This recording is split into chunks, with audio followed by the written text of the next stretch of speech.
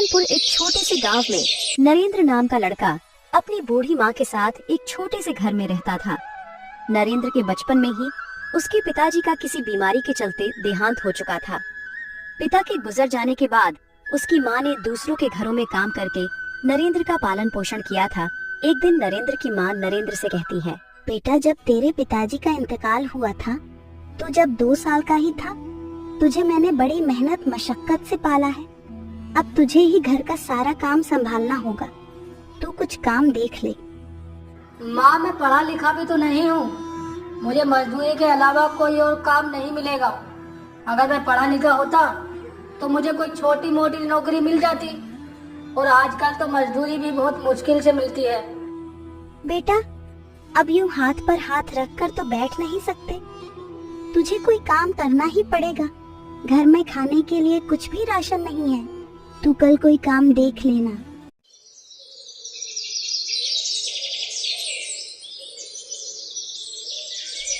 अगले ही दिन नरेंद्र मजदूरों के एक ठिकाने पर जाता है जहां लोग मजदूरों को बुलाने आते थे। वहां बहुत से मजदूर होते हैं, लेकिन नरेंद्र को कोई भी काम नहीं देता है। अब नरेंद्र हार थककर अपने घर जाने लगता है। तभी नरेंद्र को उसका एक दोस्त मिलता है।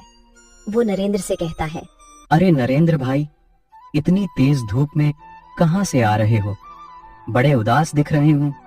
भाई, मैं काम देखने गया था, लेकिन कोई काम नहीं मिला। अब माँ को क्या जवाब दूंगा, बस यही बात परेशान कर रही है। अरे नरेंद्र भाई, इतनी बात तो तू मुझे बता देता, मैं तुझे काम दिला दूंगा। कल तू मेरे घर आ जाना, मैं तुम्हें एक जगह काम दिलवा दूंगा। ठीक है भाई, मैं कल तुम्हारे घर आ जाऊंगा। इतना कहकर नरेंद्र अपने घर चला जाता है। आ गया बेटा तू। मैं तेरा ही इंतजार कर रही थी। कुछ काम मिला कि नहीं? माँ, काम तो कुछ नहीं मिला, लेकिन मुझे मेरा एक दोस्त मिला था। वो मुझे काम दिलवाने के लिए कह रहा था। उसने मुझे कल बुलाया है। बेटा, तू कल जाकर कोई काम जरूर देख ले। मैं आज बराबर वाले घर से 1 किलो चावल उधार लेकर आई थी। रोज रोज उधार मांगते में शर्म आती है। तुम ठीक कह रही हो माँ, मैं कल जाकर कोई काम जरूर ढूंढ लूंगा। अब नरेंद्र अपनी माँ के साथ खाना खाता है और अगले ही दिन अपने दोस्त के घर चला जाता है। उसका दोस्त उसे एक गोदाम पर ले जाता है। गोदाम का मालिक नरेंद्र से कहता है, सुनो नरेंद्र, तुम्हारे दोस्त सुमित ने तुम्हारे बारे में मुझे सब कुछ बता दिया है। तुम अब से यही काम करोगे। तुम्हें ये बोरे इस गाड़ी से उतारकर गोदाम में डालने हैं। हर गाड़ी को खाली करने के तुम्हें 200 रुपए मिलेंगे। चलो अब जल्दी काम पर लग जाओ, दूसरी गाड़ी आने ही वाली है। नरेंद्र गाड़ी से सारे बोरे उतारकर गोदाम में रख देता है। मालिक, मैंने सारी बोरियां गोदाम में रख दी हैं। अब मुझे मेरी मजदूरी के पैसे दे दो। नरेंद्र, तुमने तो बड़ी जल्दी सारी बोरियां गोदाम में रख दी। ये लो अपनी मजदूरी, और कल जल्दी आ जाना। नरेंद्र गोदाम के मालिक से पैसे लेकर चला जाता है। मजदूरी के पैसों से वो अपने घर का राशन लेकर जाता है और फिर अपनी माँ से कहता है, माँ, मैं पूरे हफ्ते का राशन ले आया हूँ। अब तुम्हें परेशान होने की कोई जरूरत नहीं है। बेटा, ये तूने बहुत अच्छा किया जो पूरे हफ्ते का राशन ले आया। वैसे बेटा, काम क्या था? माँ, मजदूरी के अलावा और क्या काम हो सकता है? गाड़ी से बोरियां उतारकर गोदाम में रखी थी, उसकी वजह से सारा शरीर दुख रहा है। तुम मुझे जल्दी से खाना दे दो, मैं खाना खाकर आराम करूंगा। मुझे सुबह जल्दी निकलना है। नरेंद्र खाना खाकर सो जाता है। शरीर में थकावट की वजह से नरेंद्र की आंख थोड़ी देर से खुलती है। नरेंद्र जल्दी से उठकर अपनी माँ को बीगर बताए काम के लिए निकल जाता है। जब नरेंद्र काम पर पहुँचता है तो गोदाम का मालिक नरेंद्र से कहता है, अरे नरेंद्र, ये कोई वक्त है आने का? मैं कब से तुम्हारा इंतजार कर रहा था। सुबह से 2 गाड़ी खाली हो चुकी हैं, इसलिए मैंने किसी और को काम पर रख लिया। मैंने तुम्हें कल ही बता दिया था कि सुबह जल्दी आना है, लेकिन तुमने मेरी बात की कोई परवाह नहीं की। मालिक, रात शरीर बहुत दुख गया था, इसलिए पता ही नहीं चला सुबह कब हो गई। मैं आज के लिए आपसे माफी चाहता हूँ। कल से समय से पहले ही आ जाऊंगा। भाई, अब मैं दूसरे आदमी को काम के लिए बोल चुका हूँ। वो सुबह से 1 गाड़ी खाली कर चुका है। अब मैं उसे मना नहीं कर सकता। इसलिए तुम कोई और काम ढूंढ लो। नरेंद्र निराश होकर वहाँ से अपने घर चला जाता है।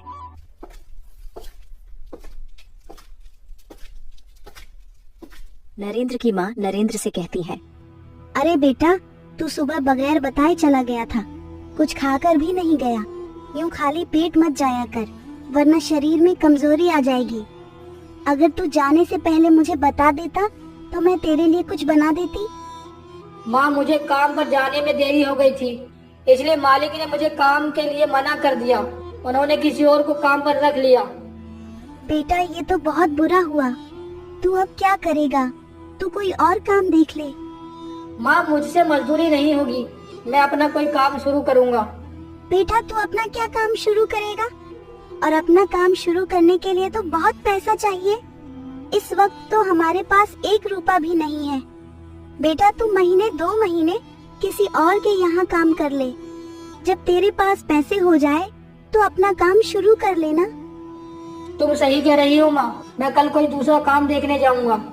अगले ही दिन नरेंद्र काम की तलाश में घर से निकल जाता है। रास्ते में उसे एक बूढ़ा आदमी मिलता है। वो नरेंद्र से कहता है, बेटा, तुम मेरा ये सामान मेरे घर तक पहुंचा दोगे? मेरे शरीर में इतनी जान नहीं है कि मैं इसे ले जा सकूं। अरे बाबा, तुम परेशान क्यों होते हो? मैं अभी तुम्हारा ये सामान तुम्हारे घर पहुंचा देता हूँ। आप ये सामान मेरे सर पर रखवा दीजिए। बूढ़ा आदमी सामान नरेंद्र के सर पर रखवा देता है। नरेंद्र सामान को उस बूढ़े आदमी के घर पहुंचा देता है। बूढ़ा नरेंद्र से कहता है, बेटा, तुमने मेरी मदद की है, इसीलिए मैं भी तुम्हारी मदद करना चाहता हूँ। मैं जानता हूँ तुम सुबह से काम की तलाश में भटक रहे हो, लेकिन तुम्हें कोई भी काम नहीं मिला है। मेरे पास ये संदूक है, इसमें सोना है। मैं चाहता हूँ तुम ये अपने साथ ले जाओ। मेरा कोई पता नहीं कब ऊपर पहुँच जाऊं। मेरे बाद किसी गलत आदमी के हाथ अगर लग गया तो बहुत बड़ी मुसीबत खड़ी हो जाएगी। इसीलिए तुम इस सोने को लेकर जाओ और सोने का सही जगह पर इस्तेमाल करना। नरेंद्र सोने का संदूक उठाकर अपने घर ले जाता है।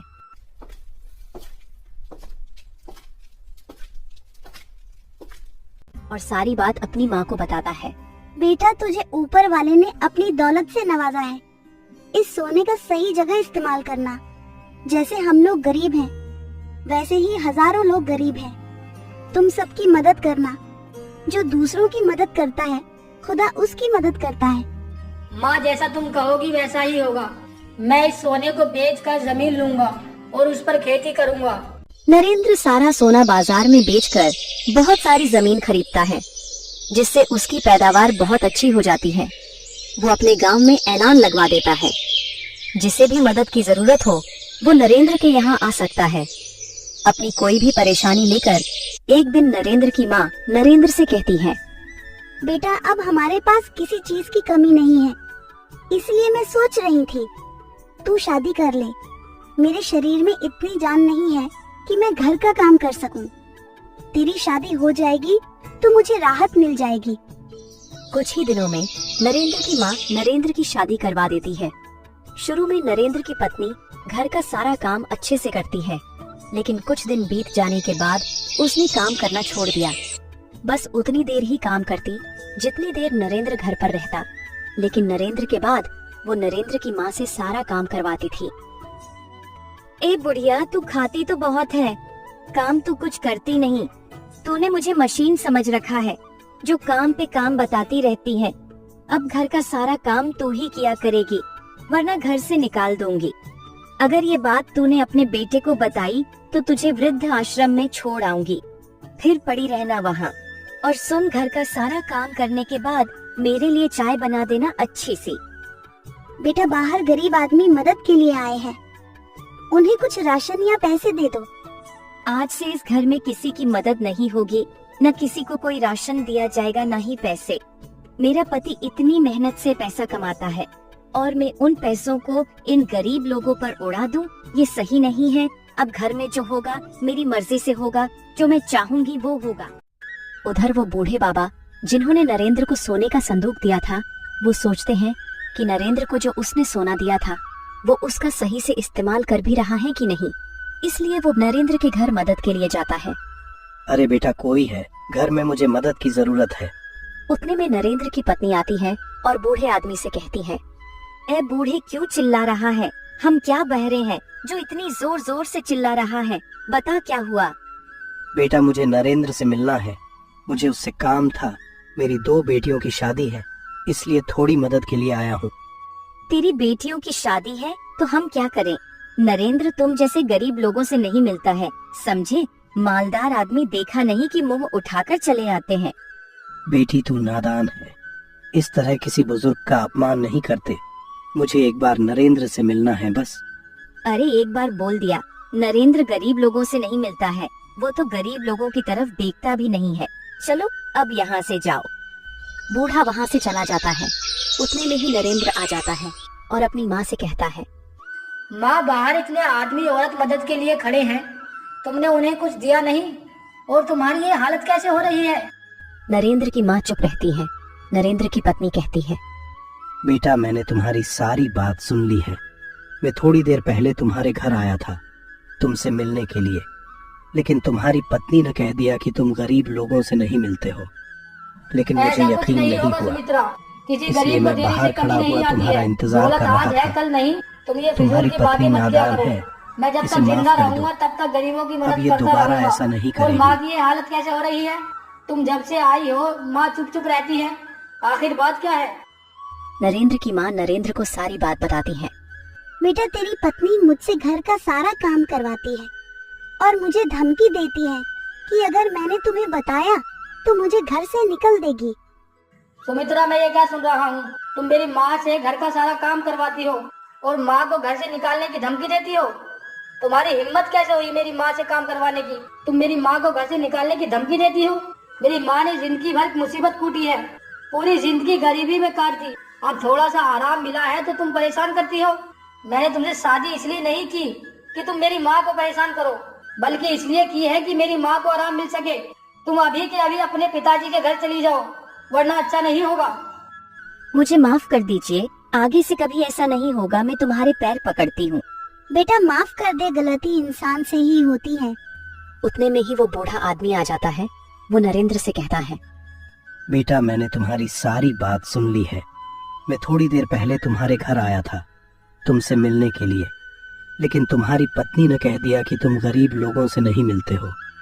लेकिन मुझे यकीन नहीं हुआ, इसलिए मैं बाहर खड़ा हुआ तुम्हारा इंतजार कर रहा था। तुम्हारी पत्नी नादान है, इसे माफ कर दो। अब ये दोबारा ऐसा नहीं करेगी। नरेंद्र अपनी पत्नी को माफ कर देता है। फिर सारा परिवार खुशी खुशी रहने लगता है।